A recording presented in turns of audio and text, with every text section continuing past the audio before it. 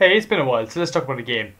Hasgrave. This is a game I've just not purchased, but bought a couple of months ago on Steam, and it's been on my desktop for a while. I played through it a couple of months back, and it was fun for the most part. This game involves platforming, a lot of platforming. There's the odd attack button every now and again. You have a boss, but besides that, there's nothing much to the game. It's a very simplistic game. Overall, it achieves its end goal very well. I like the game's art style, the pixelated format, it works very well for this type of genre. It's more of a Metroidvania side than anything else, but the lack of enemies sort of puts it down. There's no bosses that actually move around and cause proper problems.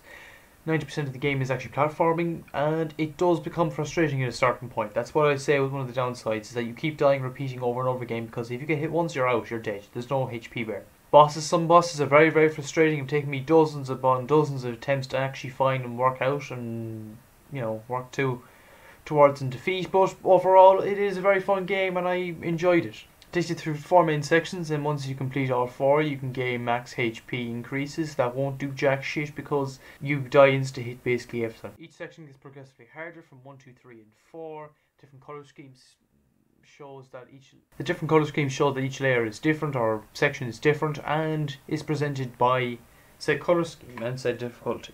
Number 4 obviously being the hardest, but they're all interconnected, which means that the whole thing is working together. You gather fuel cells, and oh my god, the challenge rooms. Oh, I just remember the challenge rooms. Challenge rooms are beyond hard. They are so hard. They're harder than any simp watching Bella Fiend, or we watching hentai, or me watching your mum at night, It's just harder than anything like that, So overall, it is a very fun game, and I rated it a 7 out of 10. It is frustrating and will burn you out, but can run on a potato, which is very, very good for a game, because I think more games need that in time. It's something to run on anything that will just rock on anything. Like Terraria will run on anything, Minecraft will run on almost anything. My computer is probably an exception because it's so fucking old.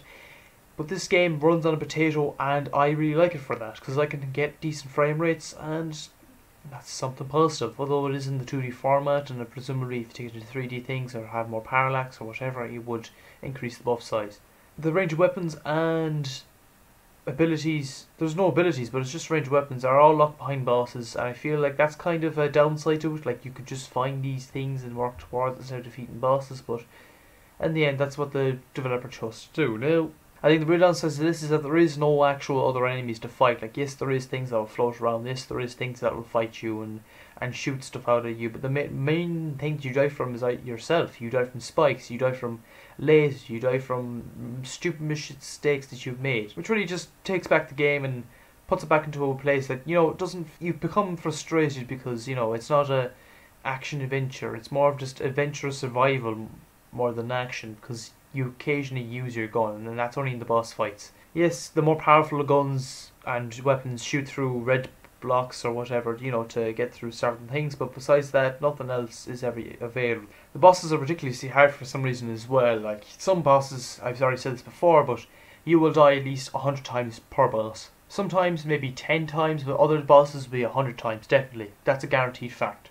And that's what really sets the game to be very frustrating, because it isn't even your mistakes half the time. Like, there's so much going on screen compared to what's so little going on screen that it's really hard to correlate what's actually going on. And let's talk about the final boss. The final boss is a nice spin on all the other bosses. You've been fighting the bosses in these arenas, be it linear, be it single arena place or whatever. But the final boss does take it up a notch, and you are in a spaceship and you just basically mash the fuck out of buttons. I died to the final boss, I'd say about 20 times before I defeated it, and even then most of them were just one after another, because I keep making that stupid mistake. But the final boss is a really nice touch and change around. I feel like the game needed more of that final section rather than anything else. The final section does bring it from a 6 out of 10 to a 7 out of 10, because I really enjoyed it that much more than the rest of the game itself. But I feel that if the game were to go a bit more adventurous than what it could do, then overall. Anyways, thanks for watching. Smash like a smash room. Good luck. See ya, I guess.